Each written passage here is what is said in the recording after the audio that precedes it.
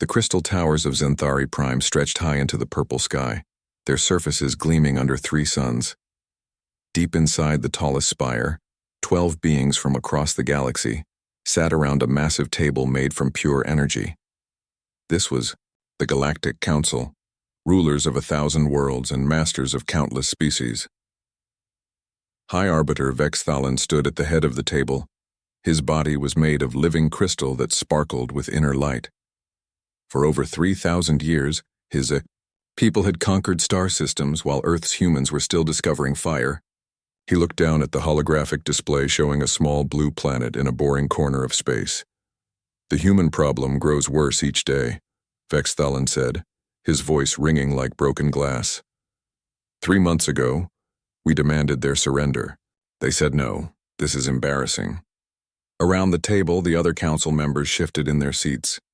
General Korvash, whose people looked like giant fish with arms and legs, slapped his wet hand on the table. Embarrassing is too weak a word. No species has ever refused us for more than 1 week. These humans make us look foolish. Admiral Zixeth, a being of pure energy contained in a metal suit, flickered with anger. My scouts report their weapons are ancient.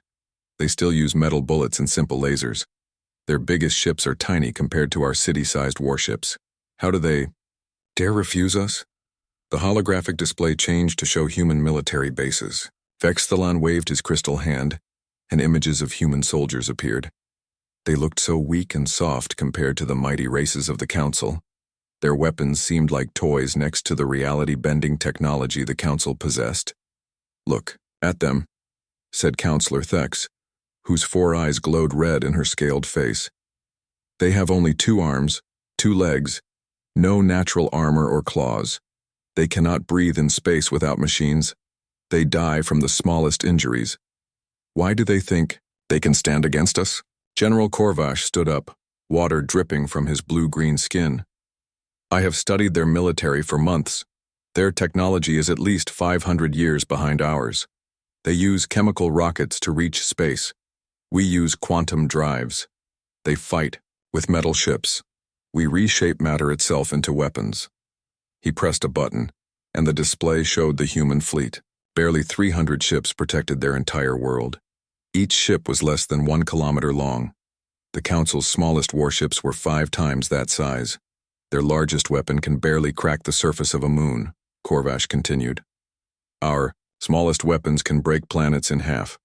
Their computers are so simple that my child could outsmart them. This is not a war. It will be extermination. The other council members nodded in agreement. Species after species had fallen to their might. The proud Vaxi Empire had lasted 6 days. The warrior clans of Mordak had fought for 2 weeks. Even the technologically advanced Quinn Federation had surrendered after 3 days of battle. What is your battle plan? Asked Vexthalan. General Korvash's fish-like mouth curved into a smile. Simple and fast. Day 1, we destroy their orbital, defenses and space stations. Day 2, we hunt down their pathetic fleet and crush it. Day 3, we demand their surrender and broadcast it across the galaxy as a warning to others. Only 3 days? Asked Admiral Zixeth. I am being generous, Korvash replied. Their resistance will likely collapse after the first day. When they see our true power, they will beg for mercy like all the others. The council chamber filled with sounds that passed for laughter among these alien races. Vexthalan's crystal body chimed like bells. Thex's scales rattled. Zixeth's energy form sparked with amusement. Very well, said Vexthalan. Who shall have the honor of teaching these humans their place? Without hesitation, all eyes turned to Warlord Zathan. He sat quietly in the corner, his massive form covered in black metal armor. Scars marked his face from 100 battles. No species had ever escaped his fleets. Entire star systems had burned under his command. Zathan, called Vexthalan. Will you handle this small task? The warlord's red eyes glowed behind his helmet. How many ships do you wish me to take? How many do you need? Zathan thought for a moment. Against the Quinn Federation, I needed 800 ships. Against the Mordak clans, 500. For these humans, he paused. 200 ships should be more than enough. Some council members gasped. 200 ships was barely a patrol fleet by their standards. Their invasion forces usually numbered in the thousands. "Are you certain?" asked Thex. "Perhaps you should take more just to be safe." Zathan's laugh was like grinding metal. "Safe? I could conquer these humans with 50 ships. 200 is an insult to their weakness, but I will use 200 so that our victory is swift and complete." Vexthalan nodded. "Excellent. When will you begin?" "Tomorrow," Zathan said. "I will jump my fleet to their system at dawn. By sunset, the humans will be kneeling before the council." As the meeting ended, the council members made casual bets about how long the humans would last. Most thought less than 2 days. Vexthalan was the most optimistic, giving humanity 48 hours before complete defeat. "Their resistance will crumble the moment they see our ships," he said confidently. "They will realize how hopeless their situation is." Admiral Zixeth flickered with amusement. "I wonder if they will even try to fight. Perhaps they will surrender immediately when they see Zathan's fleet." "That would be disappointing," said General Korvash. "I was looking forward to seeing our new weapons tested against their primitive armor." Outside the crystal towers, the 3 suns of Zenthari Prime began to set. Across the galaxy, the vast machinery of the Council's war machine began to move. Ships loaded weapons, soldiers prepared for battle, communication systems sent orders to commanders throughout the Empire. In his private chambers, Warlord Zathan studied the tactical data one final time. The humans had 12 orbital defense platforms around their world. Each platform mounted weapons that could barely scratch the paint on his flagship. Their space stations were unarmored civilian structures that would burn like paper. He looked at the fleet roster. 200 ships, each one capable of glassing a continent. The smallest vessel in his force was more powerful than humanity's entire navy. His flagship alone carried enough firepower to crack Earth's moon in half. The warlord's red eyes gleamed as he imagined the coming battle. There would be no battle, really. Just a demonstration of superior power. The humans would see his ships and understand their mistake. They would broadcast their surrender across every frequency, begging for mercy.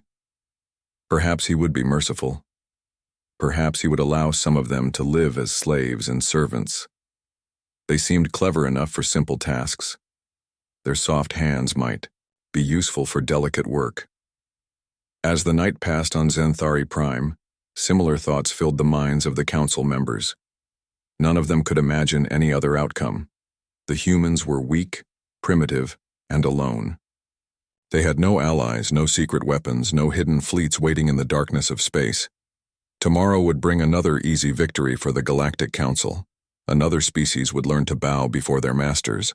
Another world would join their empire. They had no way of knowing that their assumptions were not just wrong, but catastrophically, dangerously wrong. They could not imagine that the small blue world they planned to conquer had been watching them for decades, studying their tactics, learning their weaknesses, and preparing a response that would shatter everything they thought they knew about. War power and the true balance of strength in the galaxy. Space around the Sol system remained perfectly calm as 200 alien warships appeared from hyperspace. Warlord Zathan stood on the bridge of his massive flagship, expecting to see humanity's desperate defenses rushing to meet his fleet. Instead, he saw nothing. The tactical display showed empty space where Earth's military should be waiting. No battle formations, no fortress stations bristling with weapons, no evacuation ships fleeing toward deep space with refugees. Just regular, civilian traffic moving between Earth and its colonies as if nothing had changed. "Sir," called his sensor officer, confusion clear in her voice. "I'm detecting normal shipping traffic, passenger transports, and cargo haulers. No military vessels anywhere in the system." Zathan frowned inside his black helmet. This made no sense. Every species they had conquered before had met them with everything they had. Desperate fleets throwing themselves against superior forces. Orbital fortresses firing until their guns melted. Civilian populations screaming across radio frequencies as their defenders were destroyed. "Perhaps they are hiding behind their moon," suggested his tactical officer. "Scan everything," Zathan ordered. "Every moon, every asteroid, every piece of space dust. Find me their fleet." For long minutes, his ships swept the entire solar system with advanced sensors. They found mining operations on asteroids, research stations orbiting gas giants, and communication satellites around Earth. What they did not find was any sign of military preparation. "This is impossible," muttered Zathan's second-in-command. "Where are their defenses? Where are their weapons? Do they think they can surrender without even trying to fight?" Before Zathan could answer, a simple communication signal reached his fleet. It came from Earth, but not from any military frequency. The signal was weak and basic, like something a cargo ship might use to request docking permission. A human voice spoke in calm, clear words. The translator made it sound almost bored. "Alien fleet, this is Earth Defense Control. You have 30 seconds to reverse course and leave our system, or we will interpret your presence as an act of war. This is your only warning." Silence filled Zathan's bridge. Then laughter began, spreading from officer to officer until the entire command crew was laughing. The absurdity of it was incredible. A species with no visible defenses was giving ultimatums to the most feared fleet in the galaxy. "Did they just threaten us?" asked the tactical officer between laughs. "I think they did," replied the sensor officer. "With what weapons? Their cargo ships?" Zathan raised his hand for silence. He opened a communication channel to Earth, using his most intimidating voice. "Humans of Earth, I am Warlord Zathan of the Galactic Council. You will surrender immediately or I will burn your world to ash. You have no defenses. You have no fleet. You have no hope." The response came quickly, still in that calm, almost lazy tone. "We tried to be polite. You were warned." Then something changed. The human voice became different, still calm, but now carrying an edge that made Zathan's spine tingle with sudden worry. "You know what? Let me connect you to someone who can explain your situation better." A new voice came over the communication system. This one belonged to a human female, professional and clear. "Alien fleet, this is Captain Sarah Chen, Earth Defense Command. You came here planning to commit genocide against 4 billion innocent people. You didn't try to communicate. You didn't seek peaceful contact. You just arrived with weapons ready to murder an entire civilization." Zathan's confidence began to waver. Something in the human's voice was wrong. She didn't sound afraid. She didn't sound desperate. She sounded like someone who held all the cards in a game he didn't understand. "That was your mistake," Captain Chen continued. "Every species that has approached our system peacefully has been welcomed with friendship and trade. But you came here as conquerors, as murderers. That changes things." "Enough talk," Zathan snarled into his communicator. "Prepare to die, human."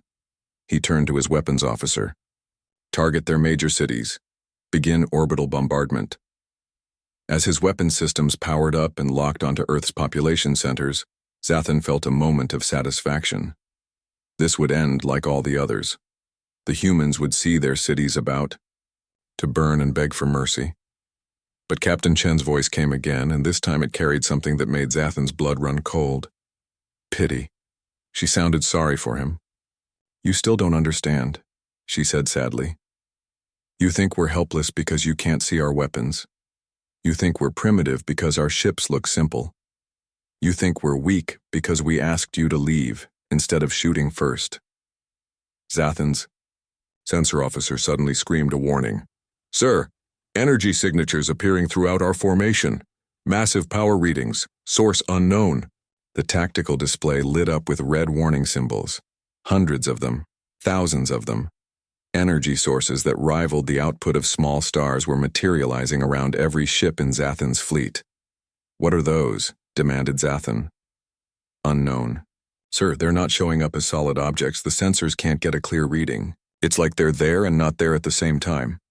Captain Chen's voice cut through the chaos on Zathan's bridge. "For the record, we really did try diplomacy first. But you came here planning mass murder. You left us no choice but to show you who we really are." The space around Zathan's fleet began to shimmer like heat waves on a hot day.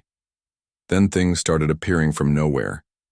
Not ships in any form Zathan recognized.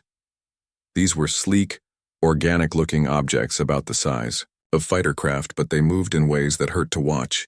They phased in and out of reality, appearing and disappearing like ghosts. "Sir, I'm reading thousands of them," reported the sensor officer, her voice shaking. "Energy output from each unit is impossible. They're showing power readings higher than our main guns." Zathan watched in growing horror as more of the strange objects materialized around his fleet. They moved without any visible engines, accelerating and turning in ways that should have been impossible under the laws of physics he understood. "What kind of technology is this?" he whispered. Captain Chen seemed to hear him somehow. "The kind you develop when you're not wasting time conquering weaker species. While you've been playing Empire across the galaxy, we've been asking different questions. Not how to build bigger guns, but how to make better ones. Not how to build thicker armor, but how to make it unnecessary." One of Zathan's ships fired at the nearest strange object. The energy beam passed right through it as if it wasn't there. The object flickered, became solid, and something impossible happened to the ship that had fired. The massive warship simply came apart. Not exploded, not burned, not crushed. It came apart at the molecular level, its atoms separating and drifting away like dust in a gentle breeze. A vessel that could destroy planets died in seconds without making a sound. "Weapons that don't just break your ships," Captain Chen explained as Zathan watched more of his fleet beginning to disintegrate around him. "Weapons that convince matter it doesn't want to stay together anymore. Shields that exist in parallel dimensions where your attacks can't reach us. Engines that step outside the normal flow of time." Zathan's bridge erupted in panicked shouts as his officers realized the scope of the trap they had flown into. The humans hadn't been hiding their defenses behind planets or moons. They had been hiding them in layers of reality that the Galactic Council didn't even know existed. "Impossible," Zathan breathed as another dozen of his ships simply stopped existing. "Your technology was primitive. Our scouts confirmed it." "Your scouts saw exactly what we wanted them to see," Captain Chen replied. "Every piece of primitive technology you observed was carefully designed to look weak. We've been watching you for decades, learning how you operate, studying your tactics. We know exactly what kind of species you are." The terrible truth began to dawn on Zathan. The humans had never been helpless. They had been studying their enemies, preparing for exactly this moment. Everything the Council thought they knew about humanity was a lie. As his fleet died around him in ways that defied understanding, Zathan finally realized he was not the hunter. He was the prey, and he had walked directly into the jaws of something far more dangerous than anything the galaxy had ever seen. The slaughter began in earnest as more of the impossible human weapons phased into reality around Zathan's dying fleet. Each device was beautiful in its own terrifying way, sleek and organic like living metal that flowed instead of flying through space. Zathan watched his tactical display dissolve into chaos as ship after ship simply vanished from existence. Not destroyed in explosions of fire and metal, but erased as if they had never been built at all. The weapons didn't fire energy, beams, or launch missiles. They did something far worse. They convinced the universe that his ships didn't belong there anymore. "Sir, the Devastator is gone," reported his communications officer, her voice cracking with fear. "No explosion, no debris, it just stopped being there." "What about the thunder of Corvash?" "Same thing, sir. Molecular dissolution. The entire ship scattered into component atoms." Zathan's mind reeled as he tried to process what was happening. The Thunder of Corvash was a dreadnought-class vessel with armor thick enough to withstand the heart of a star. Its shields could deflect planet-killing weapons. Yet it had died like smoke in the wind. Captain Chen's voice filled his bridge again, calm and professional, as if she was discussing the weather, instead of orchestrating the destruction of the most powerful fleet in galactic history. "You're probably wondering how this is possible. Your technology is impressive by most standards. Reality manipulation, matter conversion, quantum field generation. But you're still thinking in terms of building bigger weapons." Another wave of human devices materialized, and 20 more of Zathan's ships ceased to exist. His fleet, which had seemed so mighty just minutes ago, was melting away like ice in a furnace. "We took a different approach," Chen continued. "Instead of building weapons that break things, We built weapons that convince things to break themselves. Instead of shields that stop attacks, we build shields that make attacks happen to someone else.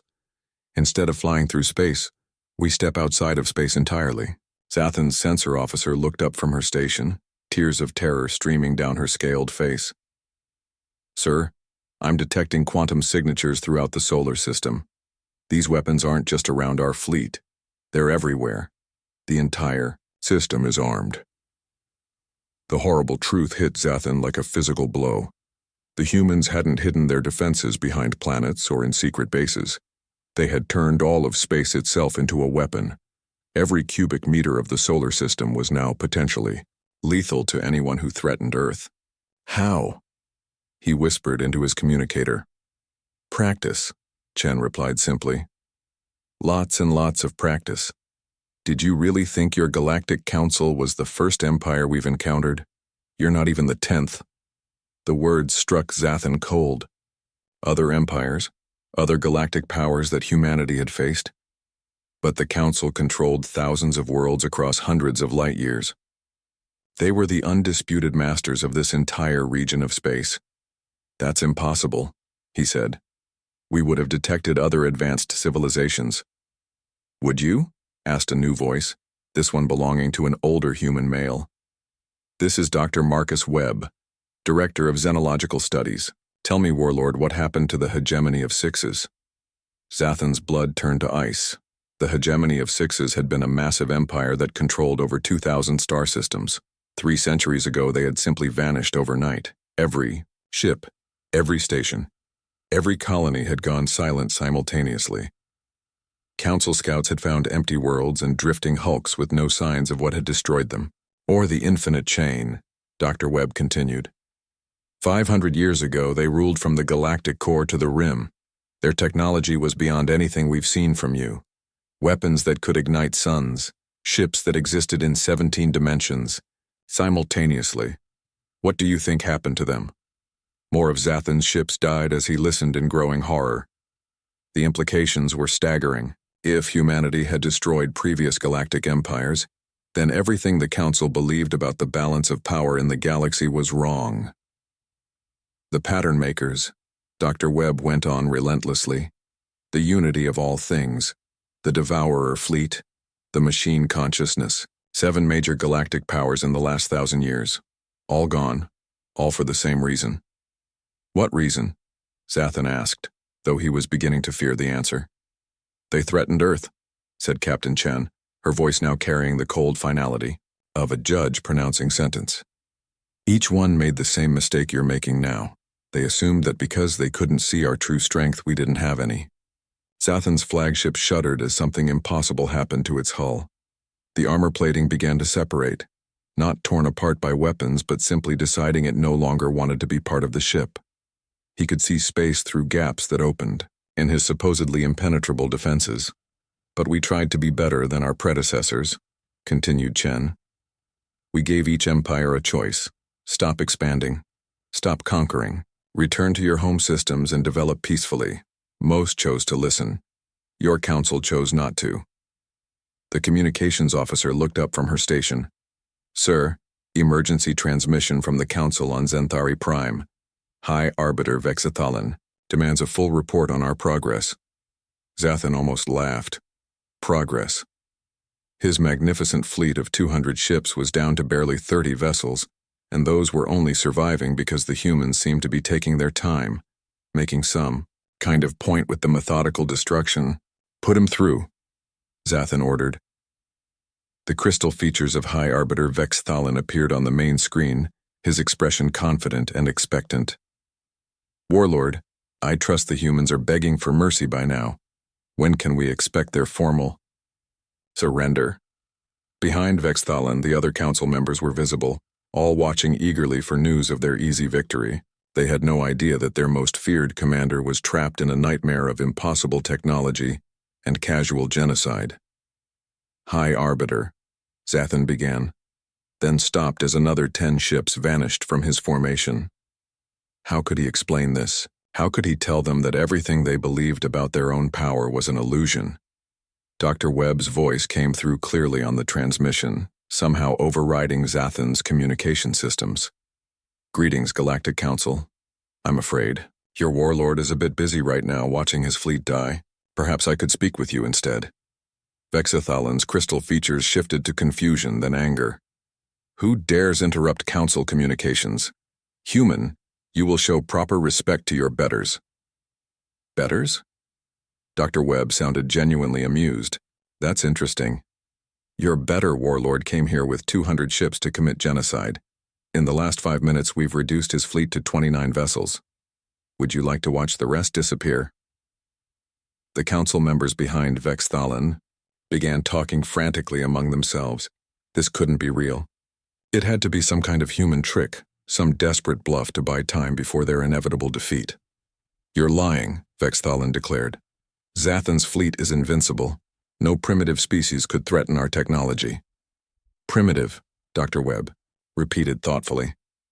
"You know, the last 7 empires said exactly the same thing, right before they learned what primitive really means."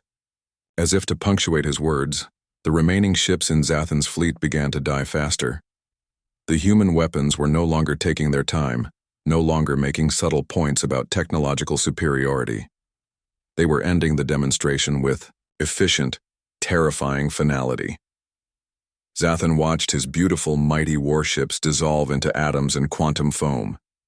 Each death was silent and complete, leaving nothing behind but empty space and the growing realization that humanity was something the galaxy had never seen before, not just another advanced species, but something that existed on a completely different level of technological evolution. As his own flagship began its final dissolution, Zathan managed one last transmission to the Council. "High Arbiter, the humans are not what we thought. They are not what anyone could have thought. Abort all operations. Flee while you still can." The last thing he saw was Vexathalan's expression changing from arrogance to dawning terror as the truth finally penetrated his crystal skull.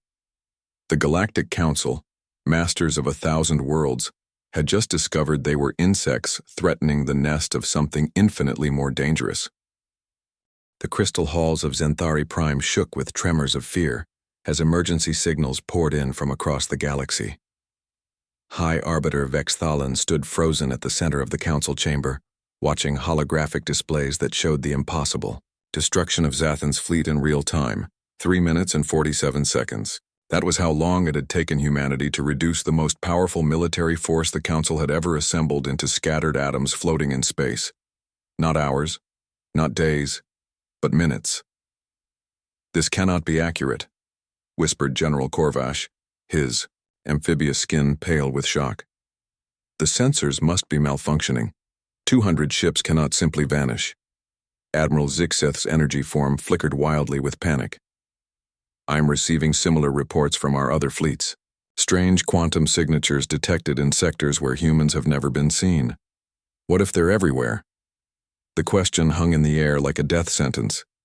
If humanity could destroy their finest fleet so easily, what did that mean for the rest of their empire?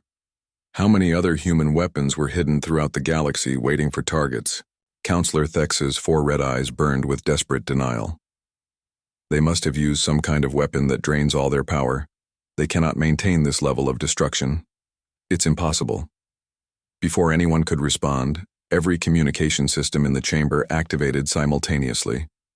Screens lit up, speakers crackled to life, and holographic projectors began displaying the image of a human woman in her middle years, wearing a simple blue uniform. "Greetings, Galactic Council," the woman said with professional courtesy. "I am Dr. Elena Vasquez, Earth's Director of Xenological Relations. I believe we need to talk." Vexthalan found his voice, though it rang with less authority than usual. "Human, by what right do you invade our private communications?" Dr. Vasquez smiled sadly. "By the same right that your warlord claimed when he arrived in our system planning to murder 4 billion innocent people. The right of self-defense, though I prefer to think of this as a teaching moment." She gestured, and the displays changed to show tactical readouts that made the council members gasp. Star charts appeared, showing the positions of every council fleet across the galaxy. But more terrifying were the red dots that appeared near each fleet. Hundreds of them. Thousands of them. These are human monitoring stations, Dr. Vasquez explained calmly. We've been watching your expansion for decades, cataloging your methods, learning your weaknesses. Every world you've conquered, every species you've enslaved, every act of cruelty your empire has committed. We know all of it. General Corvash leaned forward, his webbed hands gripping the table. Monitoring stations, we would have detected them. Would you? Dr. Vasquez raised an eyebrow. Your sensors are designed to detect technology similar to your own. Ships made of metal and energy, weapons that fire projectiles and beams, shields that block attacks. What would you do with devices that exist, partially outside normal space-time? The implications crashed over the council like a tidal wave. If humanity could hide monitoring stations throughout their empire, completely undetected, then nothing they thought they knew about galactic politics was reliable. Admiral Zixeth's form sparked with desperate hope. Even if you have been watching, your fleet was tiny, 300 ships at most. We have thousands of vessels across hundreds of systems. Fleet? Dr. Vasquez looked genuinely puzzled. Oh, you mean those ships you observed around Earth? Those aren't warships. They're cargo haulers and passenger transports. We don't build military fleets the way you do. She pressed something and the display changed again. This time it showed the solar system from a perspective that revealed the true scope of human defenses. The space around Earth wasn't empty. It was filled with geometric patterns that extended for billions of kilometers in all directions, quantum structures that turned the entire system into a single, integrated weapon. We don't need fleets, Dr. Vasquez continued. When your entire civilization is a weapon system, individual ships become rather pointless. Counselor Thex's voice cracked with fear. How long have you been watching us? Since your first expansion beyond your home system, about 200 years ago. We were curious about these new neighbors who announced themselves by conquering their nearest inhabited world. We thought perhaps you were just enthusiastic, that you would settle down once you had enough territory. The display showed a timeline that made the council members sick with realization. Every major battle, every conquered world, every diplomatic meeting they thought was secret. All of it had been observed and recorded by human agents they never suspected existed. We kept waiting for you to stop, Dr. Vasquez said with genuine sadness, hoping you would develop past the need for conquest. Many species do, once they achieve technological maturity. But you just kept expanding, kept destroying, kept enslaving. We realized you weren't going to change on your own. So you decided to destroy us, Vexthalin said, his crystal voice hollow with defeat. Destroy you? Dr. Vasquez looked shocked. Why would we do that? You're not the first galactic empire we've encountered. Most of them are still around, happily developing within their original territories. This was even more terrifying than the prospect of destruction. The idea that humanity routinely encountered and defeated galactic empires, then allowed them to continue existing under human oversight, suggested a level of power and control that defied imagination. The hegemony of sixes, whispered General Corvash. They didn't vanish. You relocated them. To a nice cluster of systems in the Andromeda approach, Dr. Vasquez confirmed cheerfully. They're doing quite well, actually. Amazing what a species can accomplish when they focus on art and science instead of conquest. Their poetry has become quite popular among the galactic community. Galactic community? Vexathalin felt reality crumbling around him.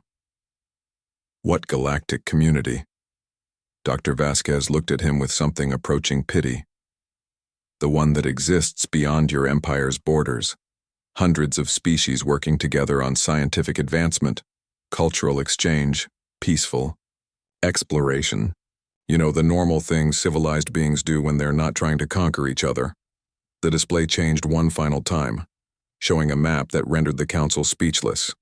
Their empire, which they had thought controlled a significant portion of the galaxy, was revealed as a tiny cluster of systems surrounded by vast networks of peaceful civilizations. They weren't galactic masters. They were a small, isolated group of bullies that the rest of the galaxy had been patiently tolerating. But why didn't you stop us sooner? asked Admiral Zixith. Why let us conquer so many worlds? Because forced change rarely lasts, Dr. Vasquez replied. We hoped you would learn and grow on your own. Unfortunately, your attack on Earth has forced our hand. We can no longer allow you to threaten innocent species. A new voice joined the conversation, this one belonging to a human male with the calm authority of someone accustomed to making life and death decisions. Council members, this is Director Morrison of Earth Strategic Planning. Dr. Vasquez has explained the situation. Now I'm here to offer you a choice. The holographic display showed Director Morrison, a middle-aged man in a simple gray uniform. Behind him, barely visible, were screens showing power readings that made the Council's greatest weapons look like toys. Choice? Vexathalan asked weakly. Dissolve your empire, Morrison said with bureaucratic efficiency. Release every conquered species. Return to your original home systems. Abandon all military expansion beyond your borders. Do this voluntarily, and this unfortunate incident will be considered closed. And if we refuse? General Corvash had to ask, though he dreaded the answer. Morrison's expression didn't change, but something in his eyes made every council member feel like prey animals being studied by a predator.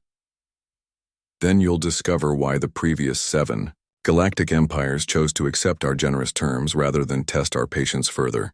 In the silence that followed, the council members could hear the quantum humming of weapons that could reshape reality itself.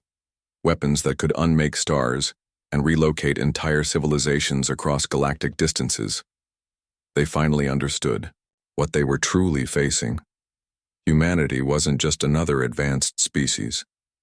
They were shepherds, quietly guiding galactic civilization from the shadows, allowing empires to rise and fall as long as they didn't threaten the greater peace. The Council had mistaken their restraint for weakness, their patience for ignorance. Now they faced a choice that no galactic empire had ever confronted: surrender willingly, or learn what happened to those who pushed humanity's tolerance too far. The vote was unanimous, though it took place in a chamber filled with beings who looked as if they had aged decades in the past hour. High Arbiter Vexthalan's crystal form had lost its inner light, dulled by the weight of revelations that had shattered everything the Galactic Council believed about their place in the universe, all in favor of immediate dissolution of the Galactic Dominion Empire.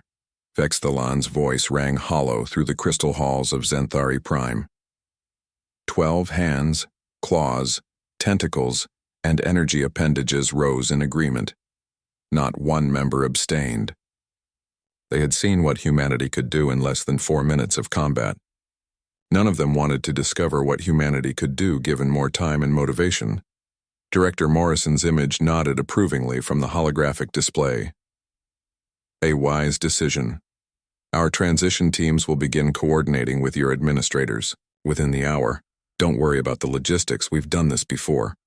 General Corvash slumped in his chair, water dripping from his amphibious skin. How many of our people knew? How many were working for you? More than you'd think. Fewer than you'd fear. Dr. Vasquez answered diplomatically. Most of your citizens will be relieved to learn they're free to develop their own societies without the burden of maintaining an empire. Admiral Zixith flickered weakly. What about our fleets, our weapons, our infrastructure? Your military hardware will be safely decommissioned, Morrison replied. Your civilian infrastructure will remain intact. Your people will keep their homes, their families, their cultures. They'll simply be governing themselves instead of conquering others. The simplicity of it was almost insulting. The Council had spent centuries building their empire, and humanity was dismantling it with the casual efficiency of someone cleaning up after a child's tantrum. Counselor Thex's 4 eyes dimmed with exhaustion. How long have you been planning this? Since your first expansion, Dr. Vasquez said gently. We always hope empires will choose to grow peacefully, but we prepare for the alternative. Your refusal to accept our initial diplomatic overtures simply activated protocols we've had in place for decades. Director Morrison touched something off-screen, and new displays appeared showing the scope of humanity's real operations throughout the galaxy. Not just monitoring stations, but entire civilizations that had been secretly guided, protected, and nurtured for centuries. species that the Council had never even detected, living in peace under humanity's quiet protection.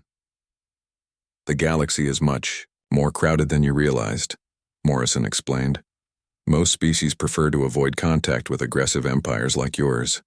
They develop under our guidance until they're ready to join the broader community of peaceful civilizations. Vexthalon felt something that might have been tears forming in his crystal eyes.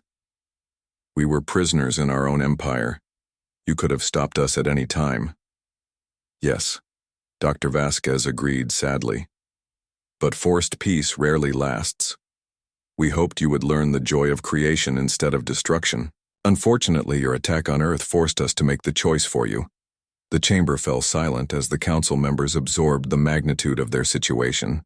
Their empire was ending not in glorious battle or negotiated surrender, but in quiet administrative efficiency.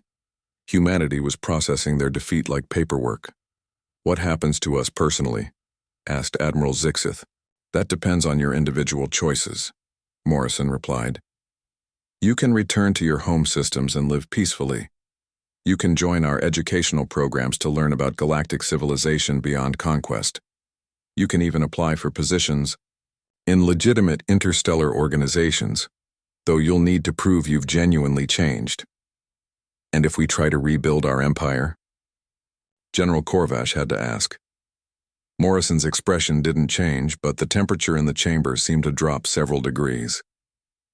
Then you'll join the previous 7 empires in learning why our patience, while extensive, is not infinite. Before anyone could respond, alerts began flashing throughout the chamber. Communication officers rushed to their stations as reports flooded in from across the former empire. Not reports of battle or resistance, but of celebration. Sir, called a frightened technician. We are receiving transmissions from every conquered world. The subject populations are celebrating. They know the empire is dissolved. They're declaring independence. Dr. Vasquez smiled warmly. Our transition teams work quickly. By the time news of your decision reaches each world, our representatives are already there to help manage the change peacefully. More reports came in, each one more stunning than the last. The feared Dominion battle fleets were standing down without a single shot fired. Colonial administrators were cooperating fully with human transition teams. Even the most oppressed slave worlds were maintaining order as they transitioned to self-governance. How? Whispered Counselor Thex. How do you coordinate something this massive? Practice, Morrison said simply. And the fact that most beings prefer peace to war, given the choice. Your empire was held together by fear and force. Remove those, and people naturally choose freedom. Vexthalon watched his life's work dissolve with shocking speed. Worlds that had taken decades to conquer were achieving independence in hours. Fleets that had terrorized star systems were becoming peaceful exploration vessels or being quietly decommissioned. The transition teams you mentioned, he said slowly. How long have they been in position? Since we first detected your empire's aggressive expansion, Dr. Vasquez replied. We've been preparing for this day for 2 centuries. Every contingency has been planned for, every possible complication anticipated. The scope of humanity's long-term planning was breathtaking.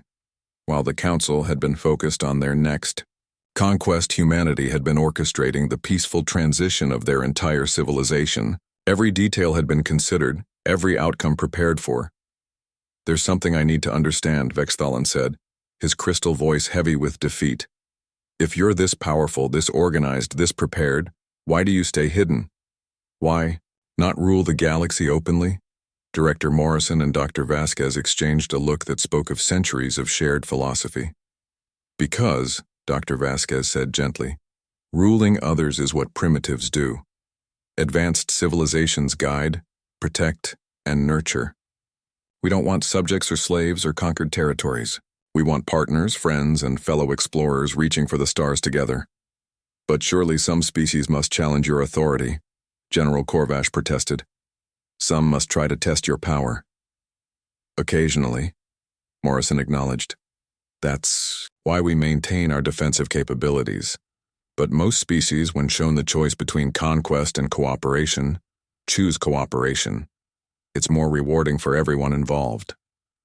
As the hours passed, the reports continued to pour in. The Galactic Dominion Empire, which had seemed so permanent and powerful just that morning, was melting away like ice in sunlight. Centuries of conquest were being undone in a single day, and almost everyone involved seemed relieved rather than resistant. The final report came from the edge of former Council space. The last Dominion fleet had surrendered peacefully and was already being converted into a research expedition to explore previously unknown regions of the galaxy. Their mission? To find and peacefully contact new civilizations, offering friendship instead of conquest. It's over, Vexthelon said quietly. Everything we built, everything we believed in, everything we were, it's all over. Dr. Vasquez looked at him with genuine compassion. No, High Arbiter, your old life is over. Your new life is just beginning. You're free now to discover what your species can accomplish when you're not focused on dominating others. Some of our best friends are former empire builders who learned the joy of creation. As night fell on Xanthari Prime, the former council members sat in their crystal halls and contemplated a future they had never imagined. Their empire was gone, their fleets dissolved, their conquests reversed. But for the first time in centuries, they were also free from the burden of maintaining an empire built on fear and oppression. Outside their windows, the three sons of Xanthari Prime sat on the last day of the Galactic Dominion Empire. Tomorrow would bring the first day of something entirely new, a chance to discover what their people could become when they chose cooperation over conquest, creation over destruction, and wisdom over the simple application of force. In the depths of space, humanity's quiet guardianship continued, watching over a galaxy where peace was possible because someone was strong enough to protect it, wise enough to guide it, and patient enough to let civilizations find their own way to the stars.